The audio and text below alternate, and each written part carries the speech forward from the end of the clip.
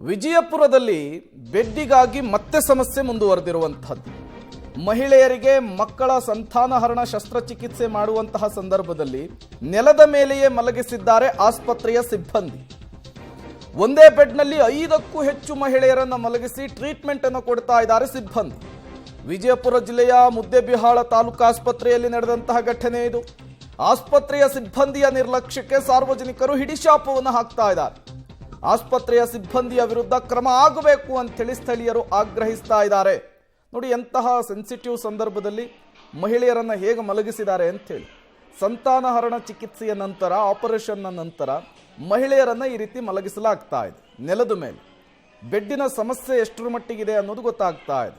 ಜೊತೆಗೆ ಸಿಬ್ಬಂದಿಗಳು ಮಾನವೀಯತೆಯನ್ನೇ ಮರೆತು ಬಿಟ್ರಾ ಅನ್ನುವಂತಹ ಪ್ರಶ್ನೆ ಕೂಡ ಸಹಜವಾಗಿಯೇ ಮುನ್ನೆಲೆಗೆ ಬರ್ತಾ ಇರುವಂತಹದ್ದು. ಒಂದೊಂದು ಬೆಡ್ನಲ್ಲಿ 5-6 ಜನರನ್ನು ಮಲಗಿಸುವಂತಹ ದುಸ್ಥಿತಿ ಆಸ್ಪತ್ರೆಗೆ ಬಂದಿದೆ. ಹಾಗಾದರೆ ಅಧಿಕಾರಿಗಳಿಗೆ ಇದ್ರ ಬಗ್ಗೆ ಯಾವುದೇ ರೀತಿಯ ಮಾಹಿತಿ ಇಲ್ವಾ? ಗೊತ್ತಿಲ್ಲದೇನೆ ಸಂತಾನಹರಣ ಚಿಕಿತ್ಸೆಯನ್ನು ಮಾಡಲಾಗ್ತಾ ಇದೆಯಾ? ಇದೆಲ್ಲವೂ ಕೂಡ ಅಧಿಕಾರಿಗಳ ದಿವ್ಯ ನಿರ್ಲಕ್ಷ್ಯವನ್ನು ಎತ್ತಿ ಎತ್ತಿ ತೋರಿಸ್ತಾ ಇರುವಂತಹದ್ದು. ನೋಡಿ ಯಾವ ರೀತಿಯ ಅವ್ಯವಸ್ಥೆ ತಾಂಡವವಾಡ್ತಾ ಇದೆ ಅಂಥೇಳಿ ವಿಜಯಪುರ ಜಿಲ್ಲೆಯ ಮುದ್ದೇಬಿಹಾಳ ತಾಲೂಕು ಆಸ್ಪತ್ರೆಯಲ್ಲಿ ಅಮಾನವೀಯ ಘಟನೆ ಮುನ್ನೆಲೆಗೆ ಬಂದಿರುವಂಥದ್ದು.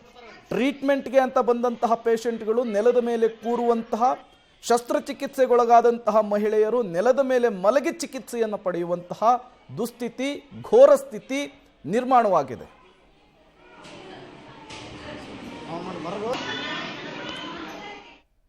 ಮತ್ತಷ್ಟು ಡೀಟೇಲ್ಸ್ ಅನ್ನು ಕೊಡ್ತಾರೆ ನಮ್ಮ ಪ್ರತಿನಿಧಿ ಪುರುಷೋತ್ತಮ್. ದೂರವಾಣಿ ಸಂಪರ್ಕದಲ್ಲಿ ಜಾಯ್ನ್ ಆಗಿದ್ದಾರೆ. ಪುರುಷೋತ್ತಮ್, ಈ ಆಸ್ಪತ್ರೆ ಅವ್ಯವಸ್ಥೆಗಳ ಆಗರ ಆಗಿದೆ, ಶಸ್ತ್ರಚಿಕಿತ್ಸೆಗೊಳಗಾದವರಿಗೆ ಬೆಡ್ಡಿನ ಸಮಸ್ಯೆ ಇದೆ ಅನ್ನೋದು ಆಸ್ಪತ್ರೆಯ ಸಿಬ್ಬಂದಿಗಳಿಗೆ, ಅಧಿಕಾರಿಗಳ ಗಮನಕ್ಕೆ ಬಂದಿಲ್ವಾ? ಬಂದಿದ್ದು ದಿವ್ಯ ಮೌನಕ್ಕೆ ಜಾರಿದ್ದಾರಾ ಹೇಗೆ ಅಂತ ಹೇಳಿ ಪುರುಷೋತ್ತಮ್? ಖಂಡಿತ ಪ್ರೇಮ, ಯಾಕಂತಂದ್ರೆ ಇದನ್ನ ನೋಡ್ತಾ ಇದ್ರೆ ಅದೇ ರೀತಿ ಅವ್ರ ನಿರ್ಲಕ್ಷ್ಯ ಕೂಡ ಎದ್ದು ಕಾಣಿಸ್ತಾ ಇದೆ.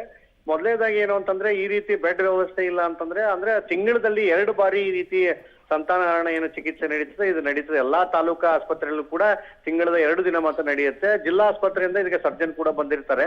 ಆದ್ರೆ ಬಂದಂತ ಏನು ಒಂದು ಚಿಕಿತ್ಸೆಗೆ ಬಂದಂತ ಏನ್ ಮಹಿಳೆಯರು ಬಂದಿರ್ತಾರೆ, ಅವ್ರಿಗೆ ಒಂದು ಸರಿಯಾದ ವ್ಯವಸ್ಥೆನೆ ಮಾಡ್ಲಾರ್ದೇನೆ ಈ ರೀತಿ ಚಿಕಿತ್ಸೆ ಯಾಕಾದ್ರೂ ಮಾಡ್ತಾರೆ ಅನ್ನೋದು ಕೂಡ ಒಂದು ಇಡೀ ಶಾಪಾನ ಈಗ ಸ್ಥಳೀಯರು ಹಾಕ್ತಾ ಇದ್ದಾರೆ. ಯಾಕಂತಂದ್ರೆ ಬಂದಂತ ಏನು ಚಿಕಿತ್ಸೆಗೆ ಬಂದು ಒಳಪಟ್ಟಿರ್ತಾರೆ ಅವ್ರಿಗೆಲ್ಲರೂ ಕೂಡ ಮಲಗ್ಲಿಕ್ಕೆ ಒಂದು ಬೆಡ್ ಆದ್ರೆ ಚಿಕಿತ್ಸೆ ಆದ ನಂತರ ಏನಿಲ್ಲ ಅಂದ್ರೂ ಕೂಡ 2 ರಿಂದ 3 ಗಂಟೆವರೆಗೂ ಕೂಡ ಅವ್ರು ಅಲ್ಲೇನೆ ಒಂದು ವಿಶ್ರಾಂತಿ ಪಡಿಬೇಕಾಗತ್ತೆ. ಅವ್ರು ವಿಶ್ರಾಂತಿ ಪಡ್ಲಿಕ್ಕೆ ಮಾಡ್ಲಾರ ಕಾರಣಕ್ಕಾಗಿನೇ ಈ ರೀತಿ ಏನಂದ್ರೆ ಅನೇಕ ಜನರು ಒಂದು ಜಮಖಾನೆ ಇದ್ರು, ಇನ್ನೂ ಅನೇಕ ಜನರು ಏನಂತಾರೆ 2 ಬೆಡ್ಗಳನ್ನ ಸೇರಿಸಿ ಅಲ್ಲಿ 5 ಜನರ ಮಹಿಳೆಯರನ್ನ ಮಲಗಿಸಿದ್ದಾರೆ. ಈ ರೀತಿಯ ದೃಶ್ಯಗಳು ಕೂಡ ಕಂಡು ಬಂದ್ರು ಕೂಡ ಇದ್ರ ಬಗ್ಗೆ ಮಾತಾಡ್ಲಿಕ್ಕೆ ಏನು ಅಂತಂದ್ರೆ ಅವ್ರ ಬೆಡ್ ವ್ಯವಸ್ಥೆ ಇಲ್ಲ ಅನ್ನೋದನ್ನ ಕಾರಣ ಹೇಳ್ತಾರೆ. ಹೊರತುಪಡಿಸಿದ್ರೆ ವೈದ್ಯಾಧಿಕಾರಿ ಬೇರೆ ಯಾವುದೇ ರೀತಿಯ ಸಮಸ್ಯೆಗಳಿಲ್ಲ.